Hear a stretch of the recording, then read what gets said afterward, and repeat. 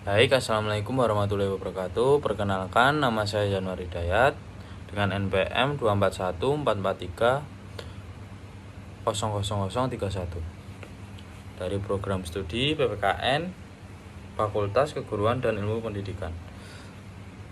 Pada kesempatan kali ini saya akan menjawab soal ujian tengah semester lisan mata kuliah Pancasila Yuridis Kenegaraan yang diampu oleh Bapak Heru Nogiansyah, SPD MPD.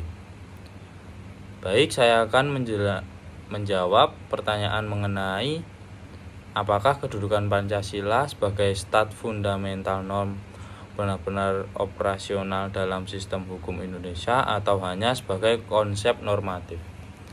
Baik, yang pertama saya akan menjelaskan Pancasila sebagai stat fundamental norm menurut teori Hans Kelsen. Dalam perspektif teori hukum modern, Hans Kelsen merupakan memperkenalkan sebagai konsep Grundnorm, yaitu norma dasar yang menjadi sumber dari norma hukum yang berlaku dalam suatu negara. Dalam konteks Indonesia, Pancasila ditempatkan sebagai stat fundamental norm, yaitu norma dasar negara yang menjadi sumber dari segala sumber hukum. Hal ini berarti bahwa seluruh peraturan perundang-undangan di Indonesia harus bersumber dari nilai-nilai yang terkandung dalam Pancasila. Pancasila tidak hanya sebagai simbol negara saja, tetapi sebagai legitimasi seluruh sistem hukum Indonesia.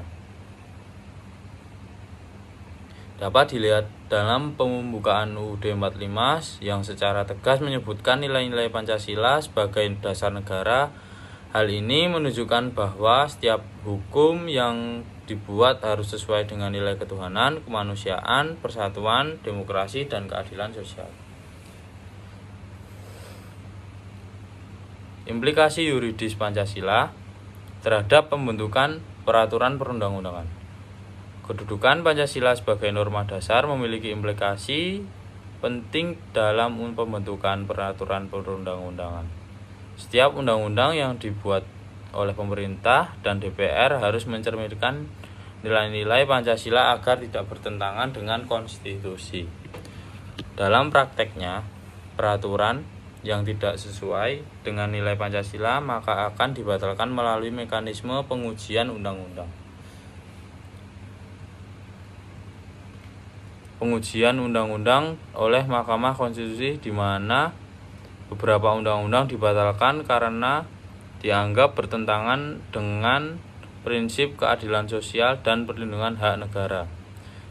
Dari contoh ini menunjukkan bahwa nilai Pancasila memiliki pengaruh nyata dalam proses legislasi di Indonesia. Yang selanjutnya saya akan menjelaskan penerapan prinsip negara hukum Pancasila pasca reformasi. Jadi setelah reformasi tahun 1998, Indonesia semakin menegaskan dirinya sebagai negara hukum, bukan negara kekuasaan. Prinsip negara hukum Pancasila menekankan bahwa semua warga negara memiliki kedudukan yang sama di hadapan mata hukum. Selain itu, reformasi juga melahirkan berbagai lembaga independen yang berfungsi menjaga sistem hukum agar berjalan secara adil. Sebagai contohnya, saya mengambil contoh pembentukan KPK sebagai independen yang bertugas memberantas korupsi. Keberadaan KPK di sini menunjukkan upaya negara dalam menegakkan hukum, menciptakan keadilan serta menciptakan keadilan bagi masyarakat. Selanjutnya, relasi antar HAM universal dan ketuhanan dalam Pancasila. Dalam hak asasi manusia ini merupakan hak dasar yang dimiliki oleh setiap manusia sejak lahir. Dalam sistem hukum Indonesia, HAM dijalankan sesuai dengan nilai ketuhanan yang Maha Esa serta norma moral masyarakat.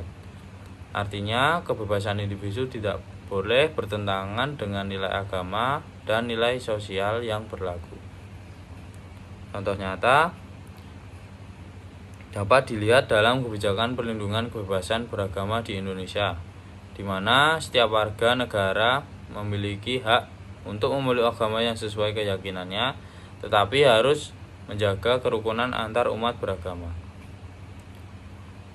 Selanjutnya, peran Mahkamah Konstitusi dalam menjaga supremasi nilai Pancasila.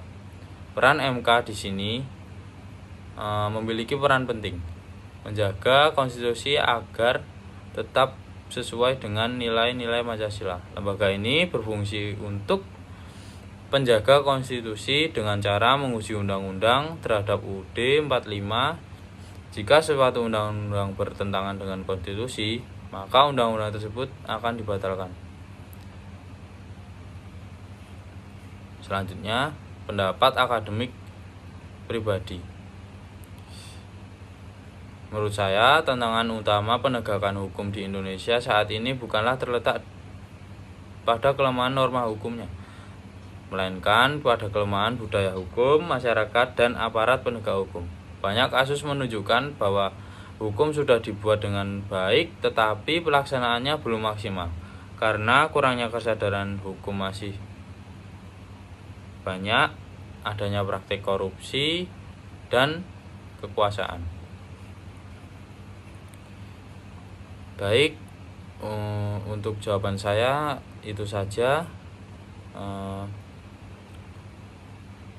Pancasila sebagai stat fundamental norm tidak hanya berfungsi sebagai konsep normatif, tetapi juga memiliki operasional dalam sistem hukum Indonesia. Untuk mewujudkan sistem hukum yang adil dan efektif, memerlukan penguatan budaya hukum serta kesadaran masyarakat dalam menaati hukum. Baik, itu saja. Terima kasih. Wassalamualaikum warahmatullahi wabarakatuh.